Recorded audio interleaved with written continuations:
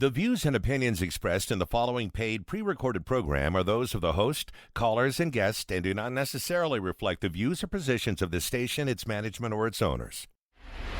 Securities offered through Kestra Investment Services, LLC. Kestra IS, member FINRA SIPC. Investment advisory services offered through Kestra Advisory Services, LLC. Kestra AS, an affiliate of Kestra IS. Capital Advisory Group, Inc. is not affiliated with Kestra IS or Kestra AS. Neither Kestra IS nor Kestra AS provide legal or tax advice and are not certified public accounting firms.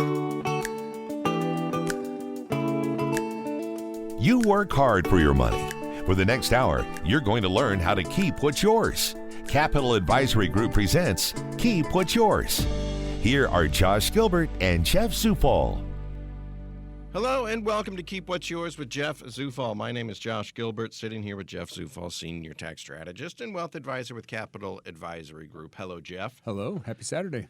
And I tell you what, not to toot my own horn, but full disclosure, we do a show on the weekends. You're listening to it right now. And during the week, during the Heidi show, we do a couple spots. Yeah. And I have just been cranking it, knocking them out. If your phone's not ringing off the hook, it's ringing. Something's Believe me, wrong. it is. Because I have been doing some great spots for you during the week, talking about taxes. It is the doldrums of summer. We're officially, I think, next week, officially in first summer. day of summer, yes. Well, it's not officially summer. Not official, Shut up. But it's 98 out. So. Shut up. Pools are open. It was 100 degrees, heat index. It's summer. So a lot of people aren't thinking about their taxes right now. No. Which is a mistake. It is a mistake to a degree. But again, that's something that we get a lot of people that are now saying, hey, maybe we need to worry about this. Maybe we need to talk about that. And we kind of strike up those conversations and get the wheels in motion. So now's the time to do it. Jeff's got plenty of time now.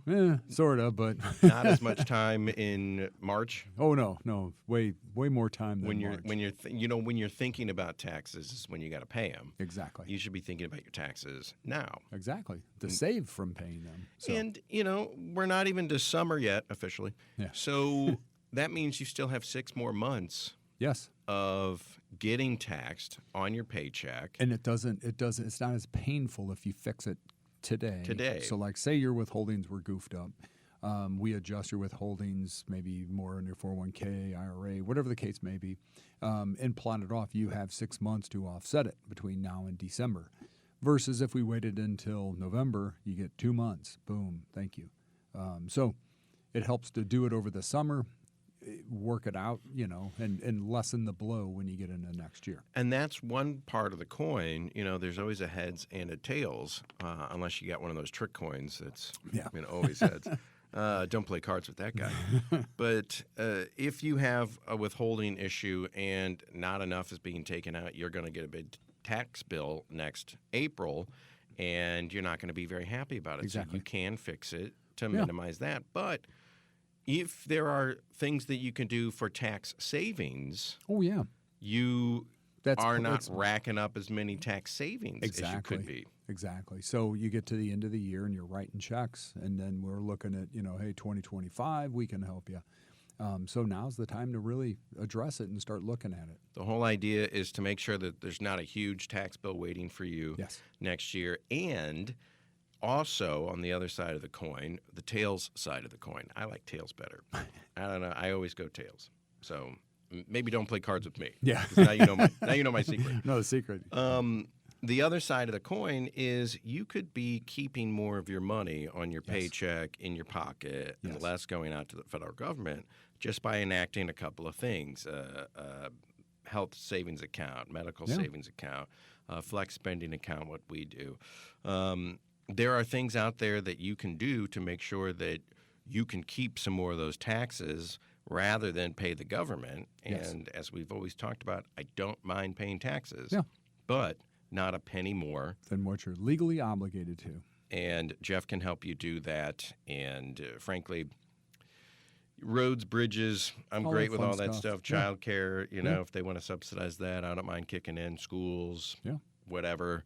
But frankly, the fruit fly studies. Goofy I don't stuff. know about the bridge to nowhere. I don't know, the hammer that cost $900. Not really too keen on footing that bill. Yes. With my tax dollars. So you can save money, you can keep more of what's yours, and you can prevent having an outrageous, unexpected tax bill next year just by making adjustments. And it's not too late. Like I said, half the year's gone, but I'm a half full glass guy. Half glass full. Yes. So there's plenty of time to make some adjustments and keep more of what's yours. Name of the show. All right. There are some stories in the news we're going to get to today. And the first things first, we always talk about rates. Where are we sitting when it comes to rates? Yes. So Federal Reserve basically passed unchanged last Wednesday. They did not do anything with rates. Expected, unexpected? It was kind of expected. So they meet, they met this last week. They meet again one more time in the fall, and then they meet basically the week after the election, so second week in November. So the Vegas odds, which basically is the Chicago Board of Exchange, puts out their little, hey, we think that, these are if they're going to lower rates, and that's what everybody is waiting for, the market, economics. If they lower rates, it sparks activity in the open economy. They say that that's going to help propel the market forward. So again, but the Fed is saying that they're going from, hey, the possibility of 4 rate cuts to maybe 1 to 2 at best where they sit. So again, the CPI numbers came out for May, and they were up, but just a tad, like 0.2%. It was expected to be 0.3%, which is you're talking 0.1%. But in the big scope of stuff, it was lower than what was expected. So again, it's still out there, but it's not helpful where it just disappeared completely. So that's 5 months, back-to-back increases in the CPI numbers, which means inflation is still in the open economy. And it's one of these things where the rates haven't changed, and you said maybe, if they lower the rates, it will juice the economy. Didn't we just have a record in the Dow? Yes. Aren't we staring down a record in the S&P? Yes. So where's the disconnect in my brain happening? Crawl inside my head. So try to tell me. So the big picture is they've raised rates, and that is a question that's being posed to a lot of the economists today. How in the world can we be where we have excessively high interest rates, and I say it like a 30-year high, but yet the economy still races away. So is it the fact of true manipulation of the economy? Which is the stuff that the Federal Reserve does on the backside that nobody ever sees, or is it just that this economy is that strong? Now we've had a little uptick in unemployment, and so you go, ooh, and all the fear mongers are coming out going, oh, that's it, we're in a recession. Again, you don't know you're in a recession until you've been in a recession for a while. You're looking backwards 3 months or a quarter. So again, I don't think any of the economists expect us to be in a recession anytime soon. Now, if they could, to juice the economy a little bit, if they decrease rates, it will actually help propel spending, hypothetically.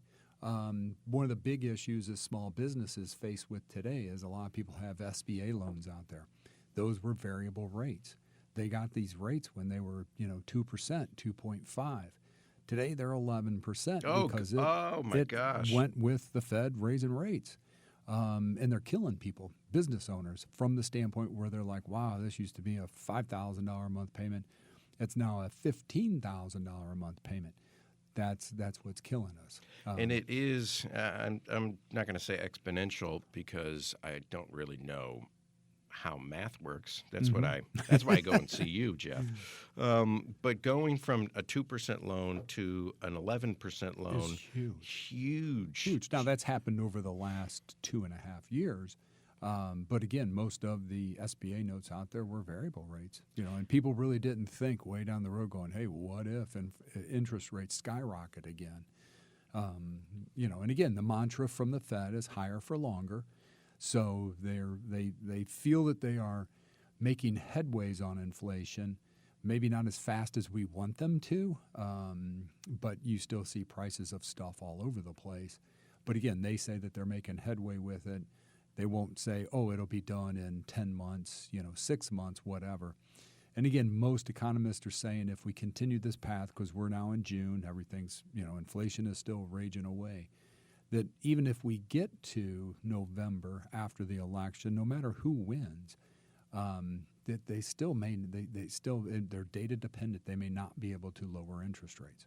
So, and I always kind of play, I'm not moving. Well, because I got a great interest rate. Well, exactly, and you don't want to give that rate up. Now I'm stuck. I love my house. I wasn't going to move anyway, but I always like to play around on Zillow and just see what's going on in the neighborhood. Honey, this house is really cool. Let's take a look at what if we moved, and then you see your interest rate and your Now interest and again the interest rate when the Fed makes this play, if they increase or decrease rates, especially if they increase rates, it's not a direct correlation to our mortgage interest rates. Yeah, because the mortgage rate has kind of gone up and down and this and that. That's dependent upon the bonds. But what takes place is the Fed then indirectly affects bonds because if they raise the federal funds rate is what banks loan money to each other overnight. That's the price they pay to do that.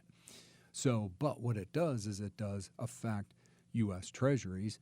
U.S. Treasuries are what bonds are based upon, or the bond market is based upon, which mortgage rates are based upon that. So it does indirectly, quickly affect our mortgage rates. If the Fed raises rates, it affects us directly within a day or two. So the mortgage rates that we see out there are based on bond rates. Bond rates. Bond rates are based on what the Fed does. The Fed does or doesn't increase, or if they stay like Wednesday when they unchanged.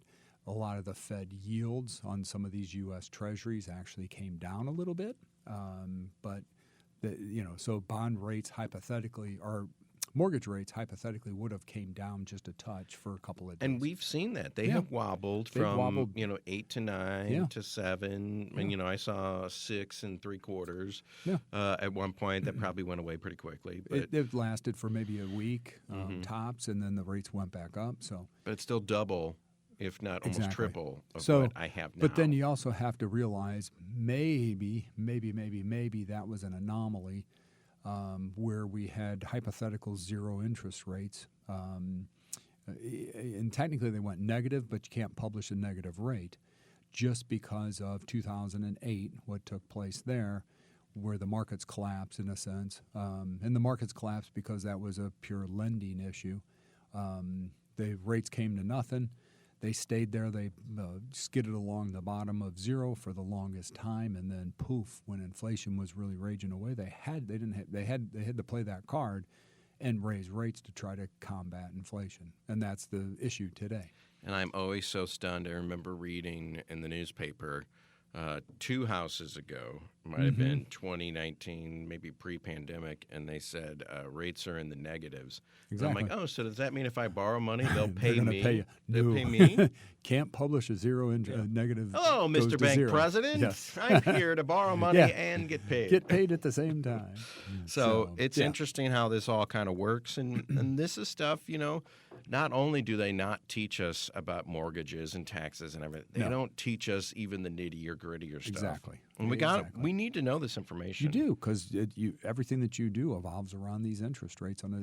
Buy a house, you use a credit card, it's interest rate based. My life isn't probably going to change on the drive home today. No. But, directly, indirectly, over the course of this week, next week, months. So again, if rates stay higher, higher for longer mantra. The problem is the housing market. It's still a supply issue technically around here, but we've seen in other states the housing market, the prices have dropped 10%, 15%, and you go, yeeks, could that be happening here?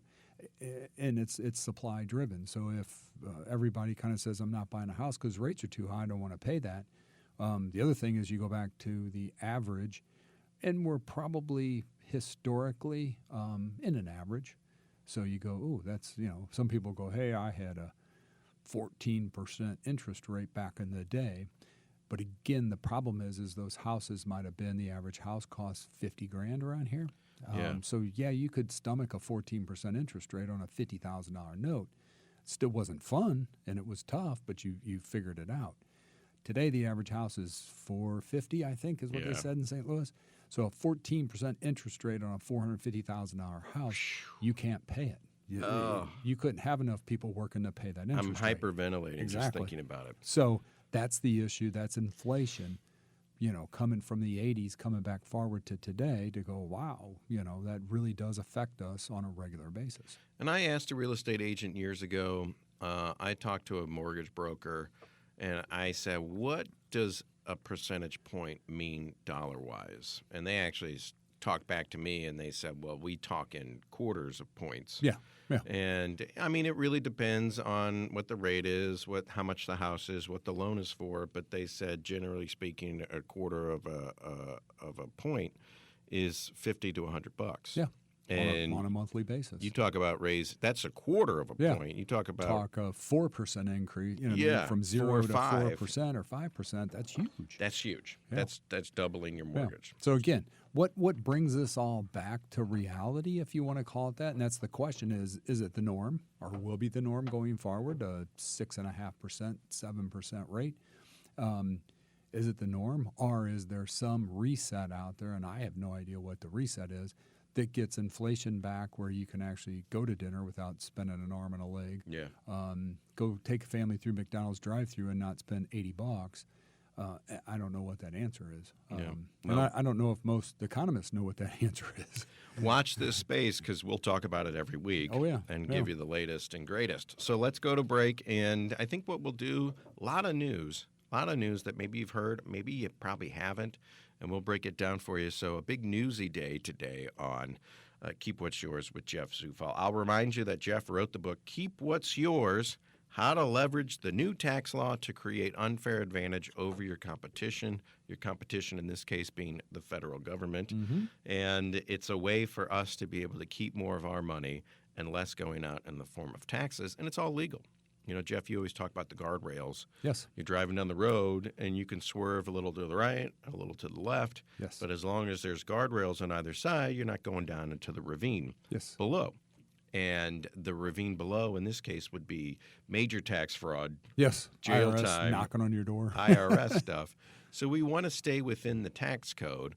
And we want to make sure that we're not going to get audited and get in trouble. Mm-hmm. And you'll never authorize that anyway, because, Josh's, $100 savings in taxes isn't worth Jeff losing his livelihood. But you're going to say, look, I'll come in with a harebrained scheme, and you're going to say, well, that's illegal. Yeah. But maybe we could do this. Exactly. Or maybe we could do that. Yeah. And if you actually did this, you could save more. Exactly. Than your harebrained illegal scheme. And I say, oh, okay, great. And I go home to my wife and I say, honey, I had this great idea. And now we're saving more money. That's right. I don't tell her my original idea. Yeah, not that one. Or those. Yeah. So Jeff can help you keep more of what's yours and do it legally and do it by the book. And sometimes all it takes is, number one, finding out about it.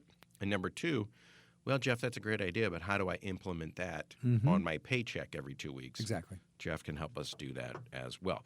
Give him a call, 636-394-5524. Pick up a copy of the book. Go to CapitalAdvisoryGrp.com and get a copy of Keep What's Yours. There's a button there. You can get a free copy shipped to your house. And get an appointment on the calendar. Just go see Jeff and see what he's got to say. Bring a couple of paycheck stubs. Bring a couple of years of taxes. He'll look and eyeball it and say, well, there's a couple things we can do here. There's a couple things we can do there. And sometimes, Jeff, you probably even say, you know what, this makes me think of this. Can you go home and bring me a mortgage statement? Exactly. Can you go home and bring me this, that, and the other? Get the ball rolling and start keeping more of your money. 636-394-5524. We'll be back right after this. Keep What's Yours continues with Josh Gilbert and Jeff Zufall. Back on the show, back to Keep What's Yours. Jeff Zufall, I'm Josh Gilbert, and before we get into some talk about the U.S. dollar, what to do if you get a letter from the IRS. And Jeff, we've been talking about this for weeks now, but now's the time when the letters are shooting out. Exactly. The letters are showing up. The main one we see is identity verification. And so most people are like, oh, my God, I got an IRS letter. What do I do? Again, read the letter to start with. Just read it. Sit down. Don't panic. Maybe set it aside, walk away for a couple hours, come back. Then most people, when they see a IRS letterhead, go panic mode. Don't panic. It's the worst thing to do. If it's asking for identity, you as the taxpayer are the only person that can call the IRS. We can't do it for you.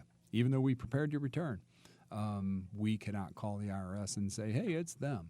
They want that. They want you to identify it or identify yourself. So that's the big one that comes out.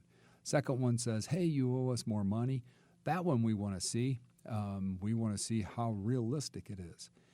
It could be that, the math is miscalculated on the IRS's side. I'm not saying we're never wrong. We have oopsies. We'll fix them and go from there. But typically we see weird stuff where the IRS maybe isn't picking up a payment that you made somewhere along the line. It's just missing a tax deposit. And so once we go round all that up and prove it, super simple from there. So. All right, so if you get a letter from the IRS, step number one, read it. If it's certified, make sure it gets to whoever prepared your return quickly. If you don't have a preparer, reach out to us. We can help you with that too. If it's certified, they want your attention and they want to talk to you. Yeah, so read the letter. Make sure you contact a tax professional. You can give Jeff a call, 636-394-5524. And number one, we want to see you take care of this without having a huge bill. We don't want to get lawyers involved. We want to take care of this. But at the end, there's times when we drag in tax attorneys to go, hey, this is severe enough that we need to drag somebody else in to prove our point. And what is that line of demarcation between the tax preparer, the tax professional, and the tax attorneys? So when they start saying tax fraud, that's when you get the attorneys out. Whoops. Or if they say, hey, you underreported your income by, literally, I think it's by 20%, they start imposing a whole nother set of penalties on top of the tax that you owe on that because they say that you underreported your income. And typically that happens where people will file a return. And remember the dreaded K-1s that are out there? K-1s are a pass-through entity. So people that have businesses or part of businesses get a K-1. Sometimes they forget about them in the investment world when it's got a pass-through. And they say, just file it without it. So because it's not going to show up till August. And we file it without it, but it's already been filed. It just never showed up at their house. IRS comes back and goes, hey, you underreported your income by, X percent. It's an extra $1,000 penalty. Have a nice day. So then we have to go back and go, hey, we overlooked it, that kind of a game. So those are the ones that when they start talking that, you may need the assistance of an attorney to draft a nicely worded letter to go back at it. And I can only imagine the complexities of running a small business. And we talked, because Small Business Month was in May. Yes. And we talked the different types of businesses, LLCs. Oh, yeah. It gets partnerships. It gets deep, and each one has its own little facet that can help you and or harm you. And you just need to be aware of it. But you specialize in small businesses. Yes. And the last thing we want to do is be running our small business and not know that we're leaving something out or not know that we're not taking advantage of something. Exactly. We see tons of small businesses show up, and when I say, hey, where's your P&L statement at? They go, huh? Who? Yeah. It's a profit and loss statement. Basically, it's all income, all expenses up to a certain point of the year, whether it's the full year, last quarter, whatever Did the I case. need that? And they go, well, and they pull out a piece of notebook paper and it has income scribbled on one side and expenses on the other side. And that's not a profit and loss statement. That's just a good guess at where you're at. Yeah, that's you scribbling on paper. So we can help you. We can help you get situated in QuickBooks, QuickBooks Desktop, online, whatever the case may be, and actually create what we call financial statement, which is your profit and loss. Your balance sheet that shows you, hey, here's what you owe, here's all your assets, and help you actually guide your way through this. And explain to you how in the world you read this thing so that you know what marks that you need to hit as you go forward. So. And you've said before, if I'm already up and running and I can come in and see you and say, and a lot of the times, if I'm hemorrhaging money, if I say, hey, I've got a really good business, I'm just not making any money. What the heck's going on? We see that where it's maybe accounts receivable gets too big and you're not paying attention to that side of it. Maybe you're spending too much money in another category. Who knows? Just depends. Once you have a true profit loss statement built, you can see exactly where you're at, where your money's going, who it's going to, and then the balance sheet shows you what you owe, so on and so forth. And then part of that's accounts receivable. We see that in a lot of businesses where they're like, man, I just can't make the bills, nothing's going right. And then we look at it and they have, 30% of their, annual revenues sitting in, hey, I'll pay you next Tuesday type of setups. You can't function that way, especially small business, unless you got the cash to float that, 30 or 60 or 90 days before you get paid. Yeah. So that's what you really got to look at and keep a tight, grip on as you go forward. And you can take a look at people's businesses, see what's going out, see what's coming in, try to optimize the coming in, try to minimize the going out. Going out, yeah. But if I am just thinking about starting a small business, should I come and see you? That too. We sit and consult with people, just say, here's how you start it. Here's what you need to look out for. Setting everything up. One of the big things that a lot of people don't realize is if you are a company or a corporation, if you're a LLC, partnership, et cetera, and you have payroll, which means not you, could be you, but you have employees and you have payroll. Your payroll tax has to be paid through the IRS's website. That's the only way they accept the payment anymore. So you just can't write them a check. They'll cash it, but it's a long way to get there. Your 940s, 941s, those are your quarterly wage reports that are put together on a regular basis. We see people that come in, they go, well, the state of Missouri says that I owe them $10,000, but I didn't write any payroll this year. And because once you start it, you have to continue. Even if you put zeros on the forms, you have to submit those forms on a calendar quarter basis. So we can help you with all that junk going forward. That is what I'm always talking about when I say you love flowers, you want to open up a flower shop. You make really good cookies, at Josh's Bakery. Yep. Nobody's thinking, I'm thinking about making the best cookies. I'm not thinking about the late nights in the back office with paperwork going everywhere. Flying everywhere. Payroll taxes, what? Yeah. I make cookies. Exactly. Yeah, well, you also pay payroll taxes. Exactly. If you have employees, you do. So that's the thing that we want to keep in mind is that Jeff is here to help you out. And you could be getting letters in the mail. You could be starting a business. You could be just a single person with a complex tax situation. Exactly. Jeff can help you out. 636-394-5524. Now, the U.S. dollar is the dominant currency in the world, but maybe not so much anymore. This should be front page. It should be in your face.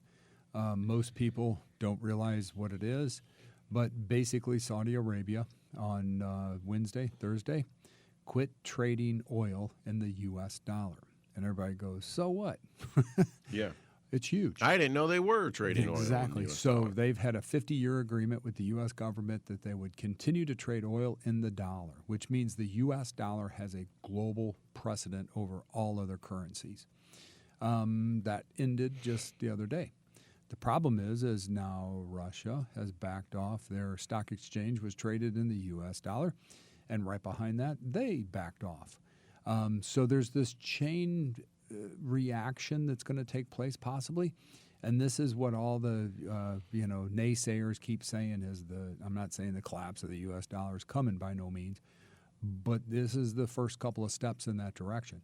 So you go, hey, what's the significance of the dollar being the global currency? It's easier for our government to manipulate it and help us going forward and bail us out of stuff. So again, if we're on equal footing with every other country out there, we lose our global precedent. So it's huge. And who makes those deals? I don't want to get too deep the into The U.S. government would go and say, hey, you're going to trade oil, you're going to trade it in the U.S. dollar. Is this the president? Is this the Secretary of State? This is more your economics people, your major players. The Federal Reserve goes and, there's everybody's like, why is what's her name? Janet Yellen. Janet Yellen flying around the world talking to all these different governments. She's setting economics. She's explaining our economic policy and working deals with foreign governments. So again, you go, man, this is huge, and it's on page 4 of the Wall Street Journal the other day. Just like, oh, hey, U.S. dollar's losing its global precedent. It's big. I mean, that's huge. So what's the fix? I don't know. A lot of, used to be where all foreign governments came to the U.S. and they bought our bonds, U.S. government bonds, safe and secure, all that good stuff. When the Fed started raising rates into 20, that kind of was tossed out the window, caught everybody by surprise because they didn't think that a U.S. government bond could lose money. But when the rate skyrockets or the yield skyrockets, the price goes down. They work inverse of one another. So you may get a 5.25 yield and go, yay, but you just lost 10% of the value of that bond. So that's the issue of the day. So this is huge. Watch this space. Yes. We might be talking about this more and more in the coming weeks as the news media catches up to it. Maybe once the general news media catches up to it. I mean, the average, if you're listening now, the average person's like, so what? But its issue to us from an economic standpoint is huge. And then back home, domestically speaking, back on these shores, $1 billion in EV tax credits have already been issued. These are the cars that are fully electric or maybe even some hybrids. Some hybrids are tossed in there. What was the dollar amount that people for a new one, $7,500. So this used to be in the past, prior to 2024, that when you purchased an EV, you had to wait until you filed your tax return and then you got your tax credit on the return. But it could only be applied if you owed tax, blah, blah, blah, blah. So it was unfair in some cases because if you didn't owe the tax, you didn't get the credit. So the Inflation Reduction Act, which has nothing to do with inflation, when it was passed, they said January 1, 2024, there's a $7,500 credit that goes towards EVs. You could walk into a dealership and say, I want to use my $7,500 credit towards the purchase price of this vehicle. You didn't have to wait to file your return. So that's in play, but they've issued, and it's $4,000 for a used EV. There's some hybrids mixed in there. But again, before you race out to go buy an EV, make sure they're on the IRS's list because it was supposed to be taken away, but it wasn't. If they sell more than 250 units of that vehicle, they get the tax credits get pulled. So. And I was just looking at the list on Commercial Break, and things like the Ford Mustang Mach, whatever, Mach GT G or whatever it is, fully electric, the fully electric Ford or Mustang. I'm using air quotes. That one has dropped off the list. Yeah, because they've sold 250. There's a bunch. If you watch around, it's that. What do they call that? The bias when after you buy a car, then all of a sudden you think you're the only one that has it, and then you see everybody's got one. You're like, wait. Bader-Meinhof syndrome. That's what it's called. So they've issued $1 billion in tax credits this year alone. People are taking them up on it. So they're taking them up on it. Yeah. So I haven't done it yet. I haven't. I've looked. I mean, I've got the wiring set ready to go just in case, but I don't know. I still drive past Chesterfield Mall where there's a sea of Teslas sitting over there. And I go, in the parking lot. why are they there? Interesting. Well, the EV thing, I just heard that thieves were going into the charging stations. They have them set up in front of businesses or in parking lots and ripping the copper out. It's just it's growing pains. Yes. Well, and the other side of it is was on Instagram. They show the charging stations. There's 24 of them, sitting there, and then they pan over behind the fence, and there's a gigantic Caterpillar diesel generator is what's running the thing. I mean, so you go, okay. It's all kind of, in a transition time. Are we going to be a future of electric? I don't know. We will see. I mean, it's funny because the original vehicles that were created back in the they early were teens, electric. They were all electric. They were battery powered. Yep. And it worked fine, and then they came up with fuel and had excess the combustible engine. Yes, had excesses of fuel, and they're like, "Hey, use this," and it took over. So we'll see how this goes. I will say the idea of never having to stop at a gas station, it's pretty cool. Aside for sodas and candy, exactly. Yep, is a pretty cool prospect. But when they go out and they say, this Jeep or this Lincoln is part of the program, you can get $7,500 back. Are the dealerships, are the manufacturers jacking the price up? That you'd have to watch this year's prices versus next year, so on and so forth, and go from there. So it's like, yeah, you can get a tax credit, but we just raised the price of the car by $10,000, so your 75 doesn't go too far. Right. So we're still coming out ahead. So that'll be interesting. Go out and look at the list of cars, and if something's on that list, most definitely before you go purchase one, make sure it's on a list. Here's a twist: never ran into this before. You could lease, and it is a Toyota RAV4 hybrid, some variation of a hybrid. If you lease it, you're still entitled to a tax credit. And whether the dealership kind of just takes it, or I think that puts it towards the down some payment. of them, they were saying, is Toyota's letting it pass through to the consumer, but yet some of the other ones are keeping it in their pocket, basically. But on a lease, you could get an EV credit. Interesting. Just very few vehicles out there, but something to look at and research if you're into that. All right, we'll go to break, and when we come back, medical debt.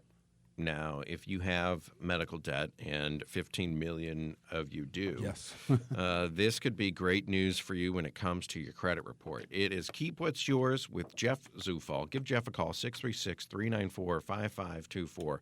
Do you have a small business? Are you not making as much money as you really think you should? Are you hemorrhaging money in any parts? Let Jeff take a look at your books. Are you starting a small business? Do you have ideas of, I'm going to finally open that T-shirt store or that cookie place? Talk to Jeff about that. And if you are thinking about buying an electric car, Jeff can walk you through the processes. What about me and my ongoing AC issues?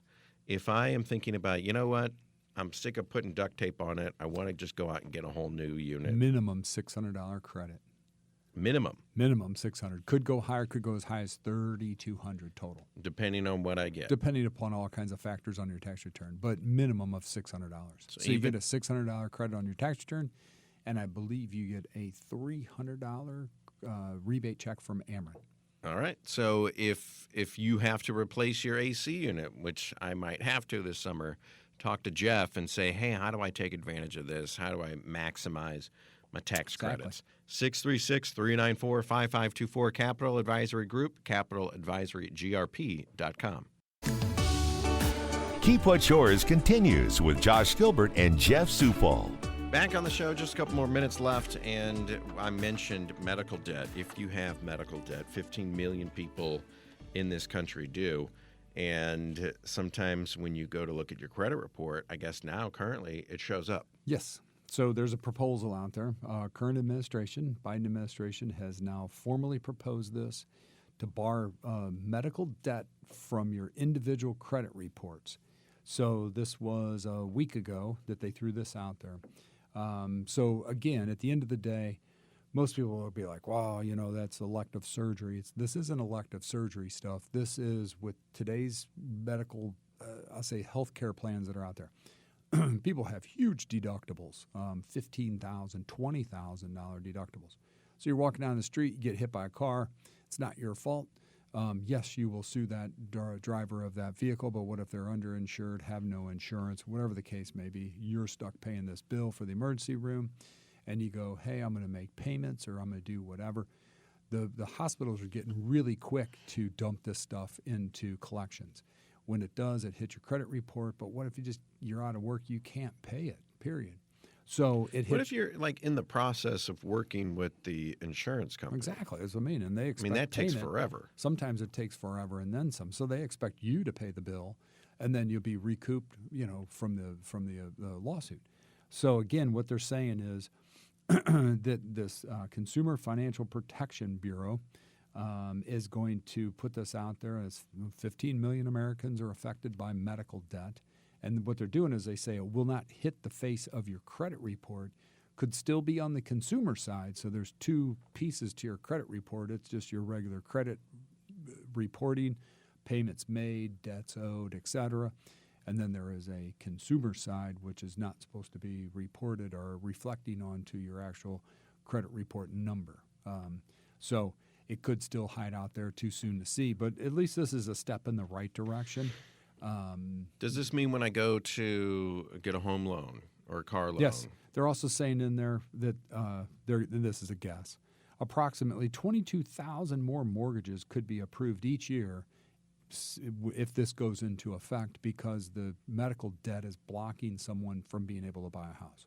So you think, Does student loan debt?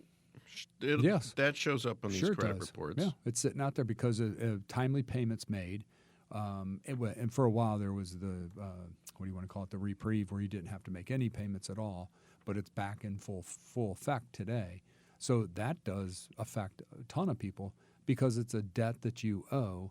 So it goes against your income, when they do their credit reporting scenarios as you go. But when this gets pushed through and it looks like it's got a pretty good chance of going through. Looks like it's got a good chance of making it through. You won't have to worry about being able to own your own home because of medical debt. Yeah. Okay. So something good that's working its way through. What about the IRS? They have a new mantra, right? We're going to find you. Yeah. No, so this is the IRS has put an update out to their strategic operating plan. So basically, what it's saying is they're trying to revise the IRS, if you could say that without laughing. Again, they did go hire the gentleman who was running the IRS back about 6 or 7 years ago, pre-pandemic.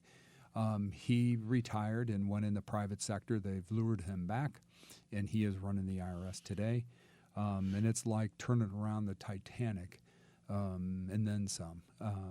So they have their 5 objectives that they're throwing out there, and I say some of these sarcastically, so roll with it. Mm-hmm. The first one is dramatically improve services to help taxpayer meet their obligations and receive the tax incentives for which they are eligible. Basically, the way to tax plan and reduce your taxes legally. So that's the first one. And then 2, this is the one I say sarcastically, quickly resolve taxpayer issues when they arise. The issue is that's why we keep repeating, if you get a letter from the IRS, just don't throw it in the drawer and bring it to us next year. Get it to us. Read it first. Get it to us because we can get it fixed for you. I say fixed, or at least get it resolved as you go forward. It's still not super simple to get it fixed. Third one is focus expanded enforcement on taxpayers with complex tax filings and high-dollar non-compliance to address the tax gap. Code for that is we are going to audit more people, and we have the manpower to do it. Anytime when they say expanded enforcement, should a regular taxpayer, though, I come and see you, you do my taxes, I trust your work, I haven't gotten a letter from the IRS yet. Should someone like me be worried about expanded enforcement? Not unless you're cheating on your tax. If you're hiding something and you didn't explain it to us, be concerned because they're using AI to work backwards into this also, which could show stuff. Yeah. Have you cheated on your taxes? Yeah. Watch No. out. But you know who you are. Yeah, but there's other people that are, and we see it. We know it. We're like, hey, that's an issue. You can't do that. We had someone who created 5 LLCs and was moving money around and said, I shouldn't owe any tax. Do you have to report that when you see it? No, we don't report it. I mean, those people leave your office. I'm going to go find a shadier guy. We just say we won't do it. Yeah. We're going to do, if we do it, we're going to do it this way. We're going to and correct this is the correct way to do it. And it probably will wave a giant flag in the IRS's face, but it's better to get back on the I straight met some and guy in narrow. the alley that said he'd do it. Oh, no, there's a bunch, and they're like, well, I'll take it. Okay, I'm not touching it. Mm-hmm. So that's a big one out there. And then here's number 4, which we're still waiting to see. Deliver cutting-edge technology, data, and analytics to operate more efficiently. They're still using floppy disks. Yes. So they're still using paper. How they revamp that entire computer system, I don't know, but hopefully somebody does or got a good idea to do. They are to the point now where e-filing has gotten, it's awesome. As long as your return can fly through e-file, nobody asks any questions and it processes and boom, you're done. And then the number 5, attract, retain, and empower highly skilled, diverse workforce and develop a culture that is better equipped to deliver results to taxpayers. Hiring more people. Hire more people. And extra pizza parties on Fridays. Something, whatever it takes. Most of them that we talk to are nice. There's a handful that are a little, I'll call it moody, is the easiest way to explain it. But the bulk that we've seen so far, we have made great strides with talking to them. So it's pretty easy to get them on the phone. Just the problem is they'll be like, oh, I can't talk to you. You need to talk to this department. Right. And then you got to stop and call that department, and you go through the same. They're like, oh, no, you got to talk to so-and-so. And Please hold. Yeah, you get sent back to where you originally were, and just like, come on, somebody figure this you out. again. Yeah. No, you never get the same person. Yeah. So right. that's this came from the Inflation Reduction Act funding, where they were given $80 billion. An Inflation Reduction Act has nothing to do with inflation, just a nice name. But they were given $80 billion, and they've now been stripped down to I believe it's $65 billion. It was $80 billion over 10 years. And then for some debt ceiling debate, some of this foreign aid, they've taken the money away from the IRS. So I believe we're at $65 billion over 10 years, which is that the right number? I don't know. But we're seeing improvement. Yeah. So, So update the computer systems, hire nice people. Yes. Create a culture where people are nice to you when, you can tell if somebody hates their job as soon as they answer the phone. As soon as they answer the phone.